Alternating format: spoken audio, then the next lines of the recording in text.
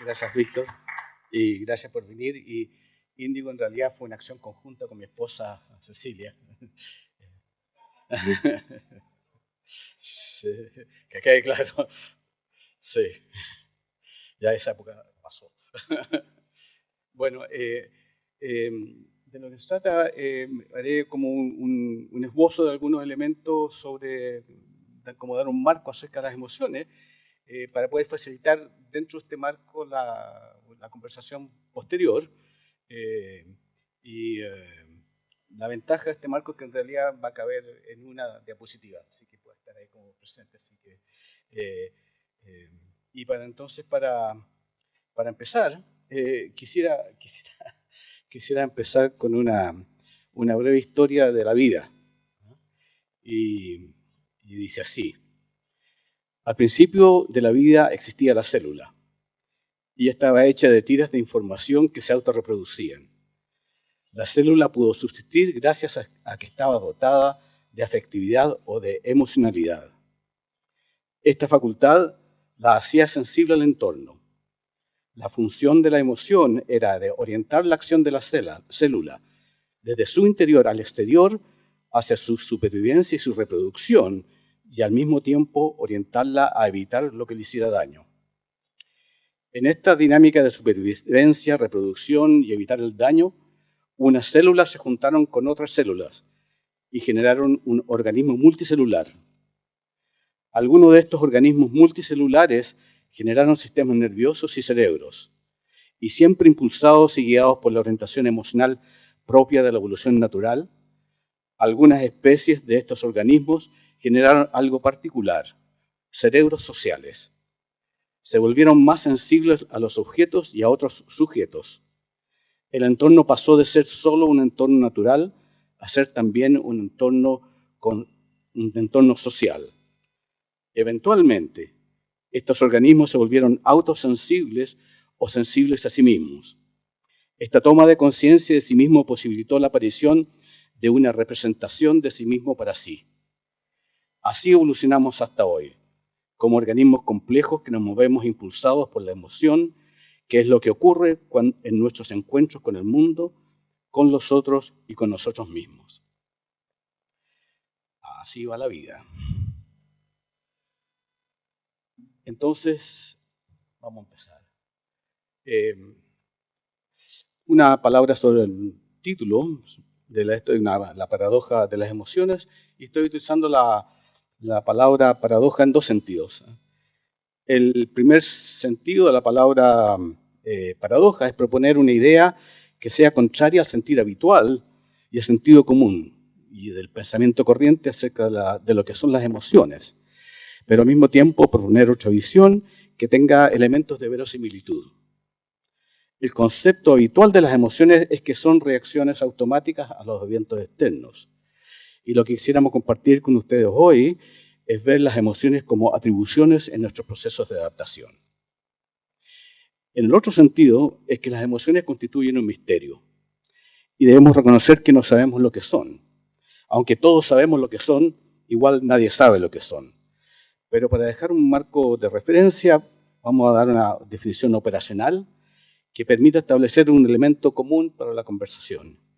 Y este sería que las emociones son un flujo de energía encarnada, esto de decir que como esa energía es algo que está orientado siempre a la acción, que es de carácter relacional, que siempre implica un tipo de encuentro y que vehicula información, es decir, que es epistémica. Entonces, como se hablaba en el texto, en el párrafo que habíamos enviado, que Víctor envió, hablamos que se trataba entonces de una adaptación. Y una adaptación es un tipo de ajuste destinado a resolver un problema de adaptación. Entonces, ¿qué es un problema de adaptación? Un problema de adaptación es algo que un organismo debe resolver para poder sobrevivir y reproducirse. Distintos contextos generan distintos problemas de adaptación. Hay una diversidad, y esa diversidad corresponde a los tipos de contextos que están presentes. Por ejemplo, como se ha visto recientemente, se han hecho fotografías de peces que viven en el fondo del mar, en la oscuridad, y lo que revelan las fotografías es que no tienen ojos. Entonces, si yo vivo en un mundo sin luz, no necesito adaptarme y tanto no necesito tener ojos. Cada adaptación se relaciona con un problema de adaptación propio de un contexto específico. Distinguimos contextos, distintos contextos requieren distintos tipos de adaptación. Si yo soy, por ejemplo, como fuimos muchas veces durante millones de años, cazadores-recolectores, para poder sobrevivir en este contexto, lo primero que yo tenía que hacer era poder adaptarme a este contexto en el cual yo era una presa potencial del menú de algún depredador. Y por lo tanto, mi primera como adaptación a este contexto fue generar la emoción del miedo.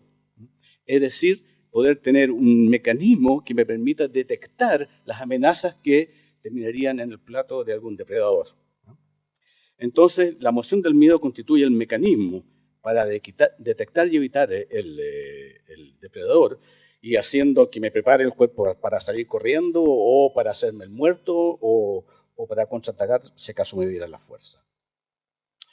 Entonces, la emoción nos prepara para enfrentar un mundo, y hoy día quizás podría decirse como un mundo de depredadores.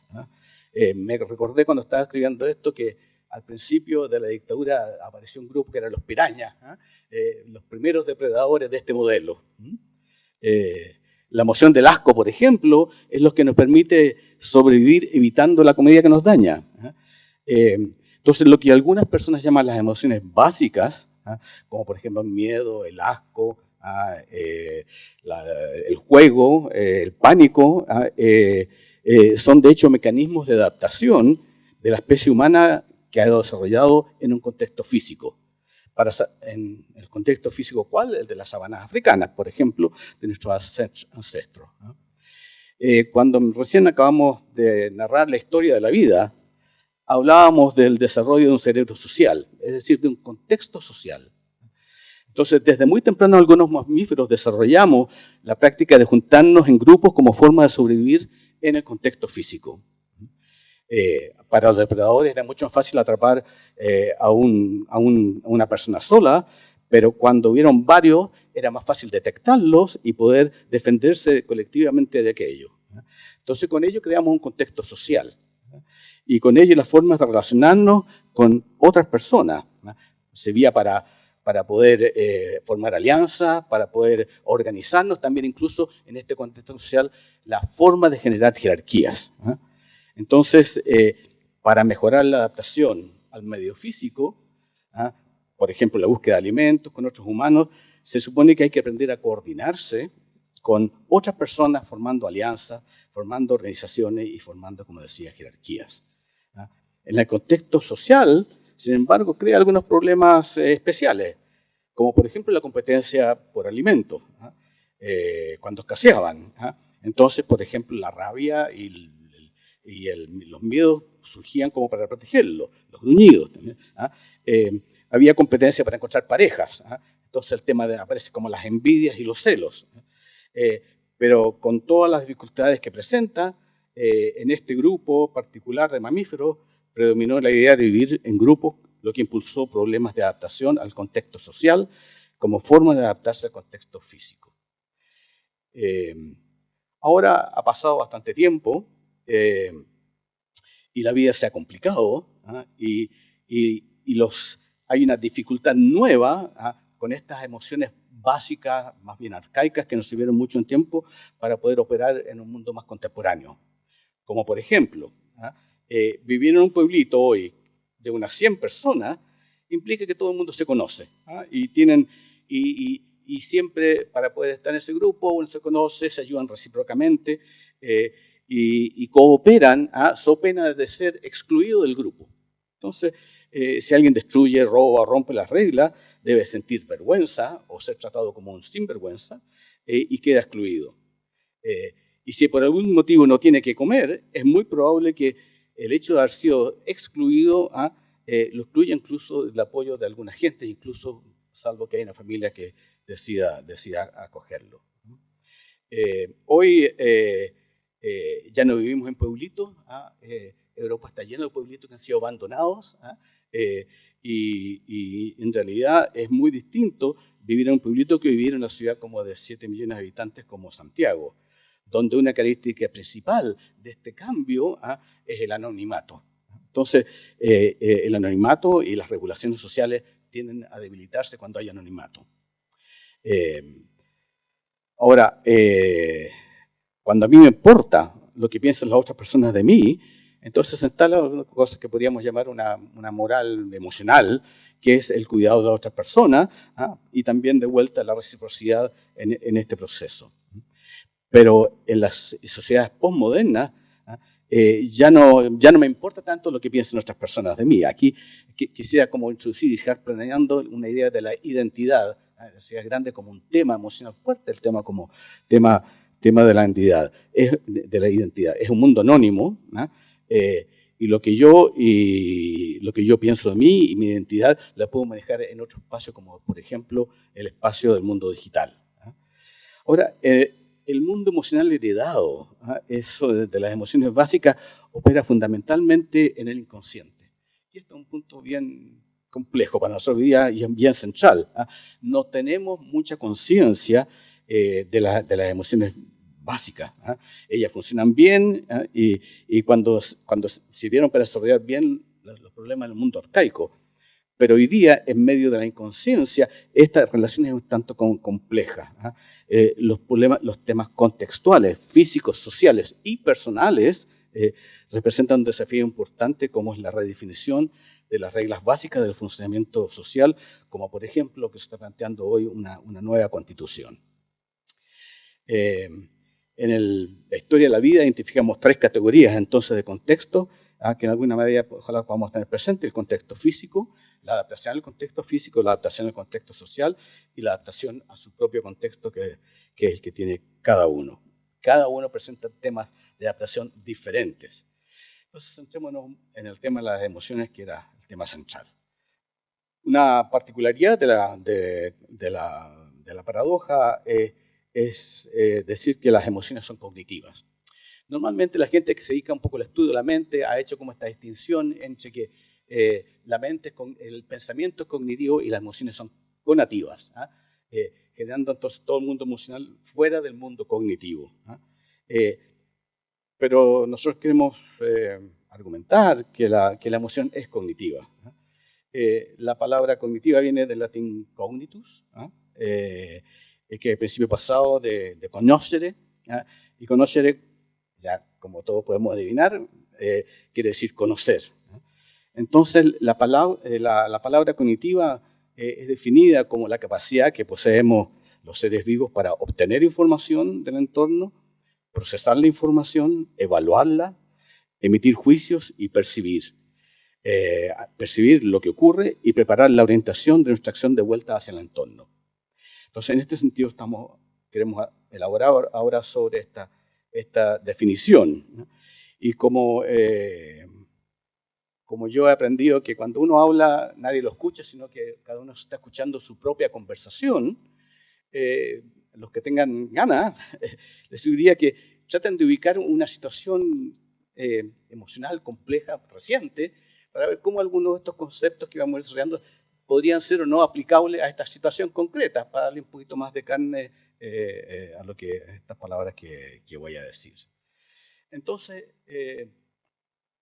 veamos la experiencia emocional cognitiva que está orientada al conocer, y lo primero de ello en la definición era que está orientada a obtener información, ¿no?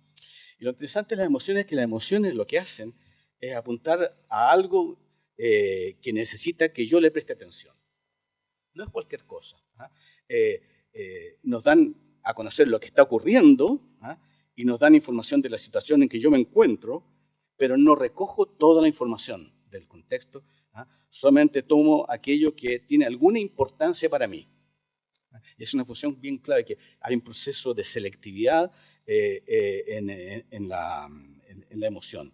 La emoción detecta esto antes que yo me dé cuenta, ¿no? Todo esto es la emoción la encargada de detectar lo que es de importancia para mí, y si no tiene importancia no está detectado, ¿no? Por ejemplo, el asco nos informa acerca de lo que estamos a punto de comer nos puede hacer daño. El miedo, de nuevo, nos avisa que algo está ocurriendo que puede hacernos daño. Entonces, la ansiedad, que es un poco más, es como un miedo extendido, y no focalizado, como es casi preemocional, nos mantiene que ocurre en el espacio inconsciente, nos hace estar atento, hay algo en nosotros que está atento, que algo podría hacernos daño, pero tienen bajo valor epistémico, a diferencia del miedo de una persona normal que sí tiene un alto valor epistémico. No es que uno esté escaneando permanentemente el contexto, ahora vaya a saber qué es lo que es uno, pero parece que hay un objeto, si aparece, por ejemplo, un objeto muy emocional, de repente que aparece una araña, uno recula y como que toma una distancia sin pensarlo. O sea, esto pasa en un nivel emocional como no consciente y casi preatencional, que está siempre como preparado para que aparezca algún objeto emocional que sí me sea importante. Entonces, hay esta idea de que obtener información es lo que tenemos nosotros para detectar aquellas cosas, para que nos llame la atención sobre aquellas cosas que son importantes en nuestras vidas. Procesar la información, es como decíamos recién, es dejar de lado lo que no tiene importancia y como concentrarse en lo que tiene importancia. Es decir, que se genera un proceso de intencionalidad con respecto al objeto que está apareciendo. Es decir, están orientados hacia un objeto. Y al decir, por ejemplo, de William James, este objeto nos llega de manera involuntaria, es reflexiva, es pasiva y es sin esfuerzo. Y aparece más bien como aparecería un pop-up cuando uno está viendo televisión, de repente sale una publicidad, de repente aparece en el contexto en el cual estamos nosotros concentrados. No tenemos que buscarla, no es algo que estemos buscando, sino que es algo que nos llama la atención, que demanda nuestra atención, nos llama a prestarle atención. Entonces, esto sugiere que hay una cantidad de acciones previas a la atención y que ocurren muy rápido, pero que nos llaman en alguna medida a tomar conciencia, usando la palabra atención como conciencia. Es un proceso inconsciente que llama a la conciencia, independientemente de lo que queramos hacerlo o no. Eso es. Entonces, la atención implica tomar la conciencia del objeto focalizadamente para tener mayor claridad acerca del objeto y darle un trato preferencial de manera que nos pida que podamos hacer una acción adecuada de respuesta al objeto que está ahí presente. La otra característica aquí era una evaluación. La relación del sujeto con el objeto emocional es una relación de evaluación del objeto. No es solamente que nos llama la atención, sino que es algo que nos llama a evaluar lo que ocurre dentro de la situación en la cual me encuentro. Y lo que nos llega no es algo que es neutro, sino que es algo que es de importancia para nosotros. La evaluación que yo hago me prepara para hacer un juicio. Por ejemplo, si viene un perro hacia mí, mi respuesta emocional es evaluar el perro. Y el perro se constituye en el objeto material de mi emoción.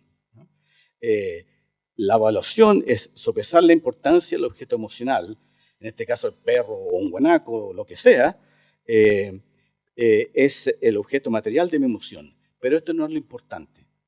Lo central de la relación emocional es el objeto formal, que es la propiedad que yo le atribuyo al objeto material.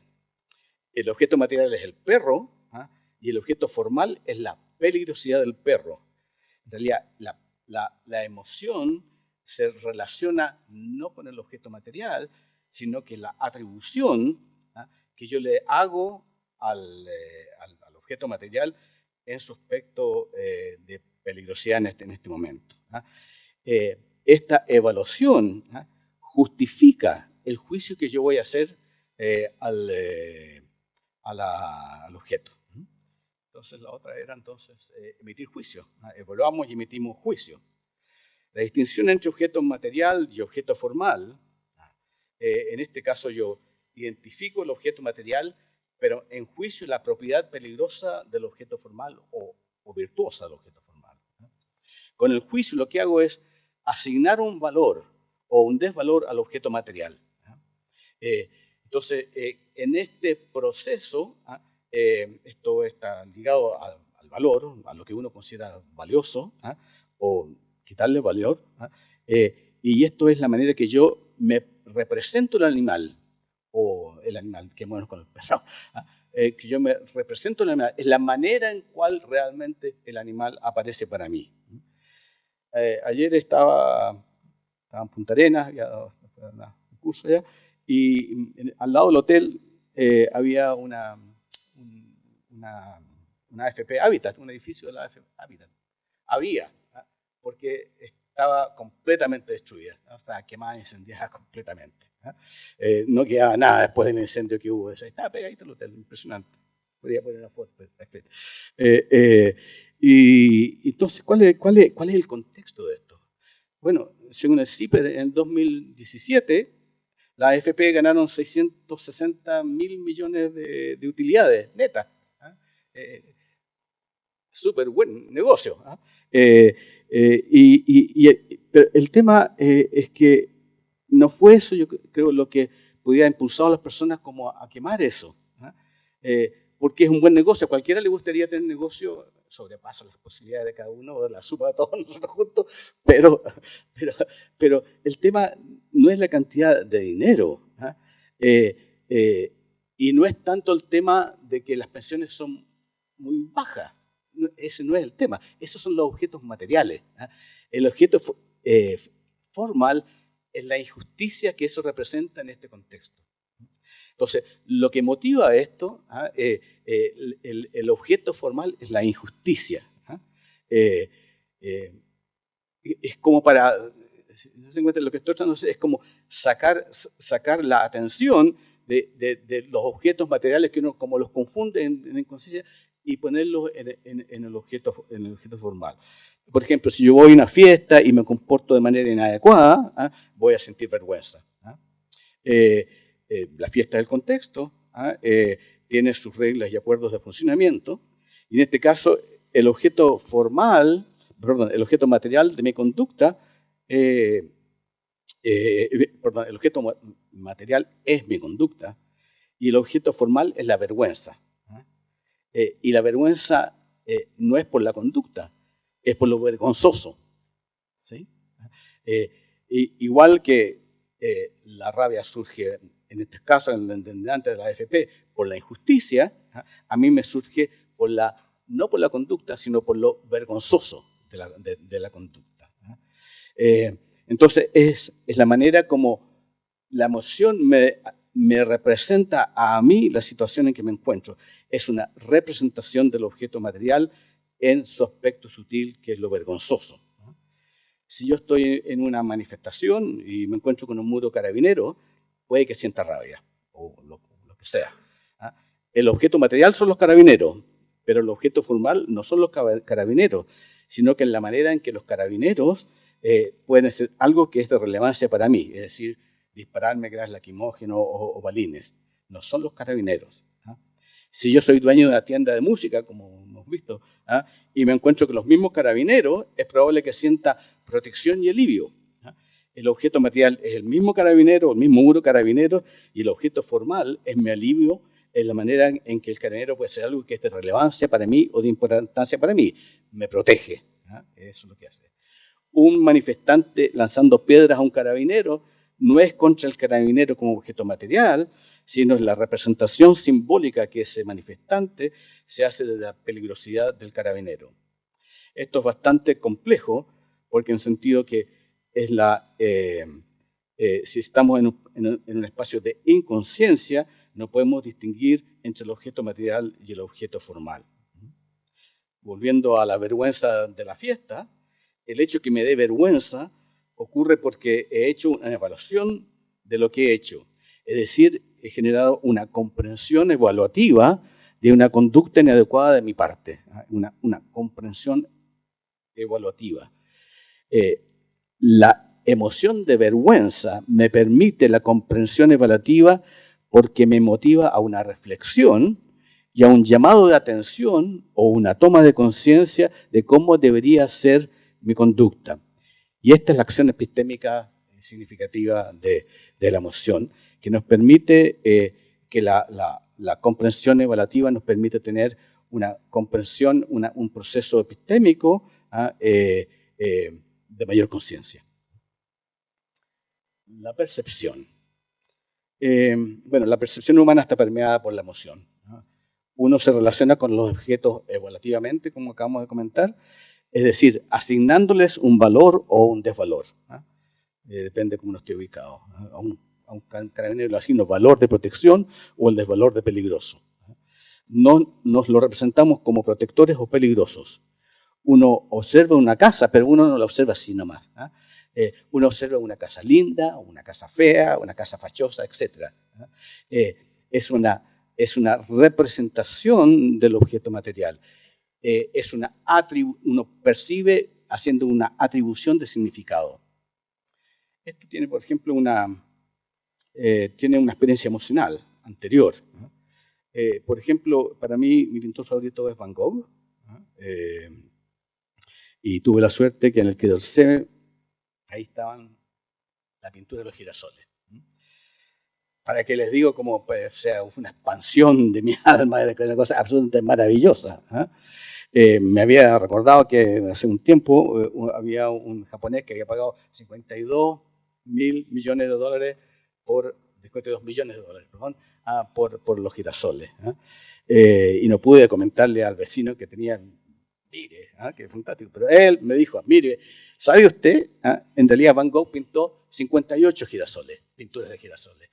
Así que esta no es la que usted está creyendo. Se me desinfló.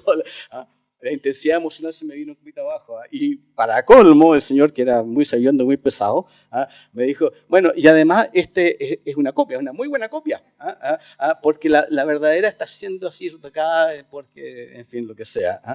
Entonces, es interesante cómo mi percepción de los girasoles de Van Gogh estaba marcada por mi experiencia emocional anterior con respecto a Van Gogh, que yo le atribuía, o sea, mi gran emoción era por la atribución que yo estaba haciendo a esa pintura que estaba al frente, y como todos sabemos, Van Gogh pinta pésimo, en realidad como pintor es muy mal pintor, es un gran comunicador emocional, pero pintor más o menos, o sea, es cosa acercarse a una pintura de él. Entonces, por último, para dar un pasito más en esto, las emociones, la percepción está constantemente imbuida de la emoción que uno tiene. Cuando, por ejemplo, yo digo océano, para mí el océano tiene un cuento, no tiene nada que ver con la definición que hay en un diccionario de océano.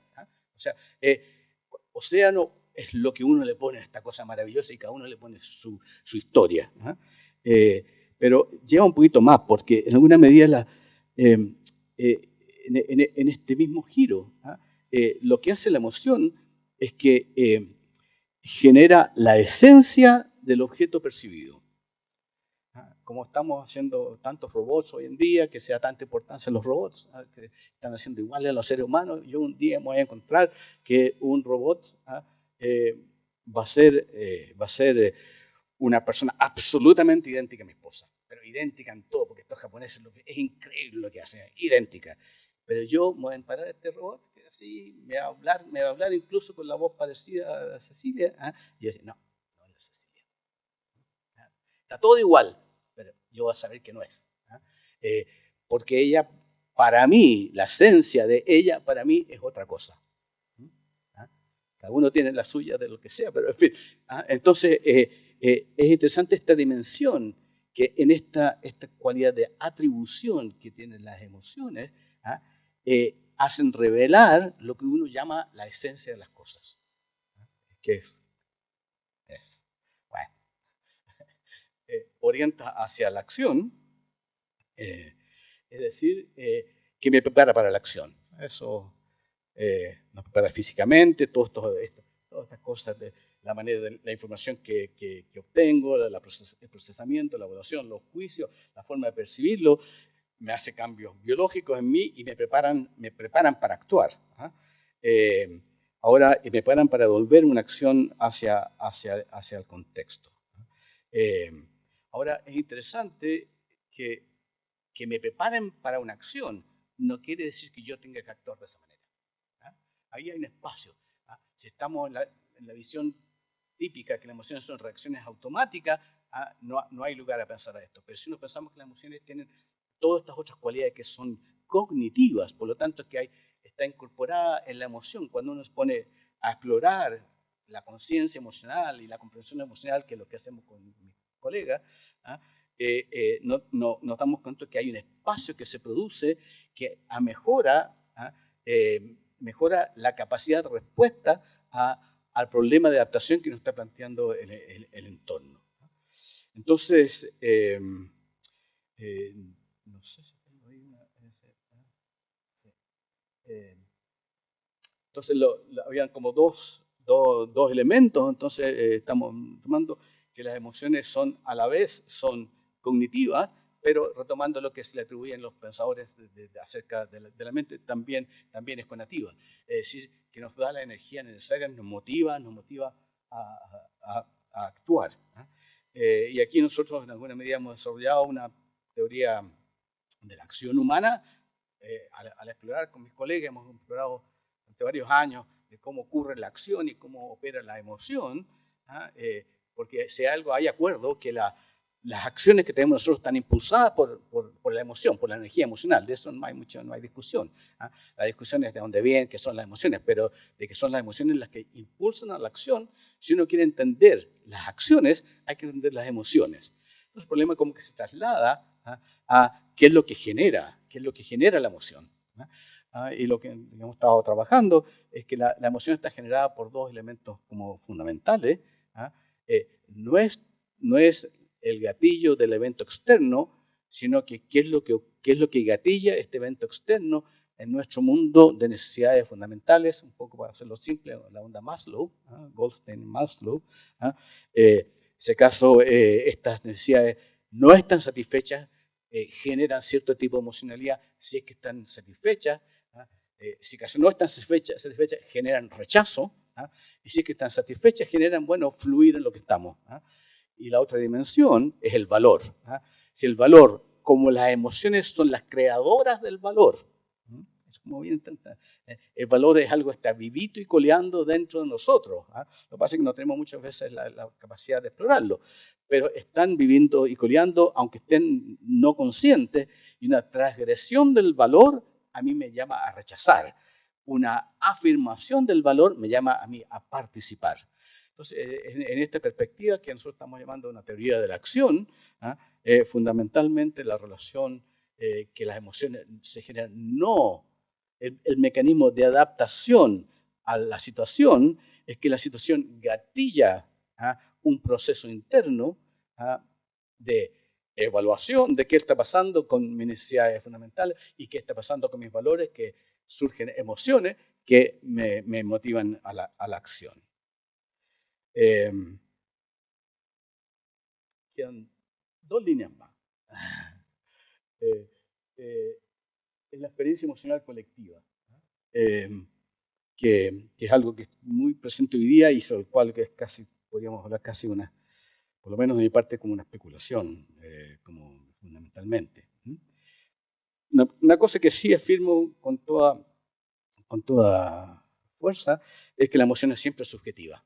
Siempre pasa por lo que nos llama el individuo, la persona, siempre es subjetiva. Pero podemos hablar de representaciones colectivas, donde las experiencias individuales son como similares, no son iguales, son como similares a las experiencias de otros individuos. Entonces, ¿qué es lo que le pasa a nivel individual en un contexto como esto? Mi impresión es que hay un proceso de desindividuación o un proceso de pérdida de identidad. El vivir en ciudades, como habíamos mencionado al principio, hay un tema de identidad acá. El vivir en ciudades, en grandes ciudades, genera una pérdida de identidad y entonces uno empieza a construir identidades falseadas, etc.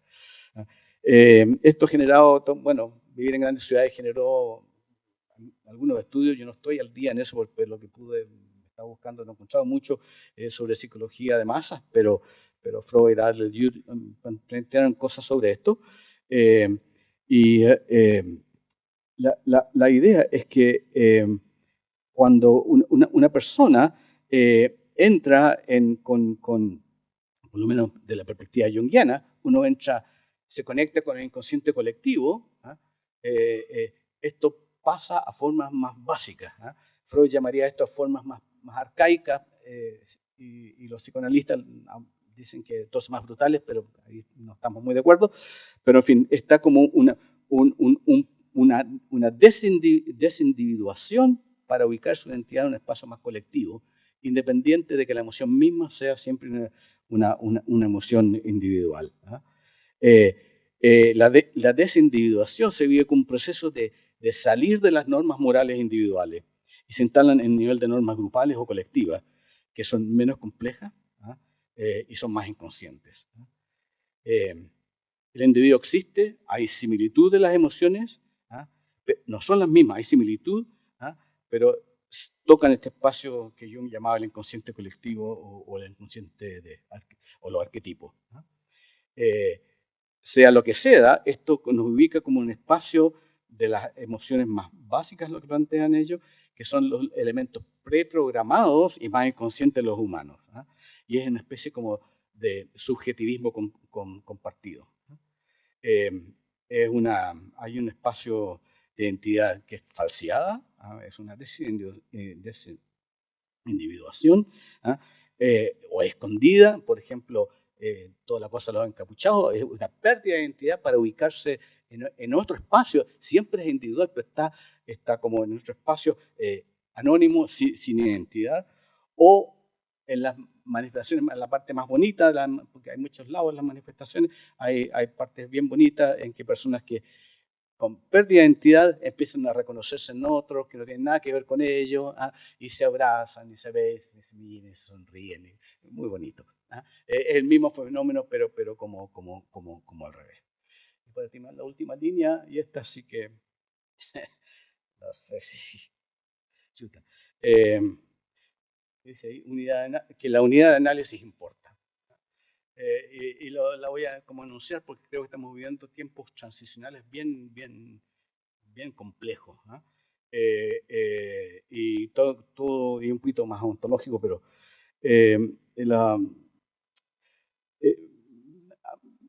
para saltarme más. En general, cuando hablamos de las emociones y analizamos estas cosas, la unidad de análisis es como el ser humano. Y pensamos que el ser humano, el que está confrontado con esto, y todo lo que yo he hablado es una reflexión acerca del ser humano. Sin embargo, es interesante ver que lo que está pasando en Chile, está pasando en Hong Kong, está pasando en Barcelona, está pasando en Irán, está pasando en Beirut. O sea, hay varias partes del mundo donde están ocurriendo, en América Latina, en Colombia. O sea, entonces, en alguna medida hay algo que está como por sobre. Y estamos viviendo en una época como del por sobre, que tiene varias características. Por ejemplo, la economía no es la economía de Chile. O sea, la economía es una economía globalizada, y lo que pasa en Chile o lo que pasa en China no afecta a Chile. En fin, la economía es interdependiente. Entonces aquí tocamos el tema de la interdependencia. El tema climático es completamente interdependiente, o sea, no es el ser humano solo que lo va a hacer, aun por mucho que nosotros hagamos acciones, es un tema que es mucho más grande que nosotros. En la unidad de análisis se puede ser como adentro de nosotros, ¿ya? Y ahí nos enganchamos con toda esta postura genética, que en realidad, para seguir a Dawkins, con el gen egoísta, en realidad el que manda esta cuestión son los genes y nosotros somos el contexto que nutre, estamos mandados por los genes, que estas unidades de información que son los que controlan realmente la nación, que es una corriente, o un espacio mayor, como por ejemplo considerar como un inconsciente más colectivo. Pero hay un nuevo giro, y ese que quería como dejar como dicho, para terminar un poco con esto, este espacio más colectivo. Contaba a unos amigos esta mañana que es la Matrix. en la Matrix. Me imagino que casi todos han visto la Matrix, casi todos se acuerdan de esta escena preciosa donde Morfeo encuentra a Neo y le da a elegir entre la píldora roja de ver la verdad o la píldora azul para volver a la ilusión y volver al oasis que había una semana atrás, 2 semanas atrás, un mes atrás. Entonces le da a elegir y le dice, pero ojo, con la elección va a tener que ver la verdad por ti mismo, no basta que te la cuentes, tienes que verla. Entonces, en alguna medida, todo esto hay que como experimentarlo. ¿Y qué es lo que es la verdad verdadera? Es que los seres humanos somos como, estamos anidados, enjaulados y conectados a las máquinas, y nuestra vida consiste, somos esclavos de estas máquinas, y nuestra vida consiste en alimentar a la máquina, que es la que domina todo y que ellos nos hacen vivir esta ilusión como si fuera real. Es como el teléfono, o sea, estamos, cada vez que nos metemos al teléfono, cada vez que estamos nutriendo a esta base de datos que está en la nube, que genera información, y felices porque nos devuelve información y nos dice qué tenemos que leer, por dónde tenemos que irnos, qué película ver, etcétera, etcétera. O sea, generan los algoritmos adecuados, y estamos constantemente nutriendo esta máquina que está dominando este cerebro mecánico que está nutriendo el mundo. Ustedes saben que las políticas públicas, la decisión la hace el algoritmo. O sea, el 30% los 30 pesos fue el algoritmo que lo determinó. Entonces, hay esta instancia extra, el nivel de análisis importante para poder comprender mejor. La idea es poder comprender mejor. Y hoy día no basta el complejo análisis a nivel de ser humano, sino comprender también, capaz que haya ya hasta instalado en Internet como un cerebro global, en los cuales nosotros no somos sino pequeñas neuronas que estamos generando redes y tirando sinapsis a cada rato todo el día. Eso es lo que quería compartir con ustedes y conversemos.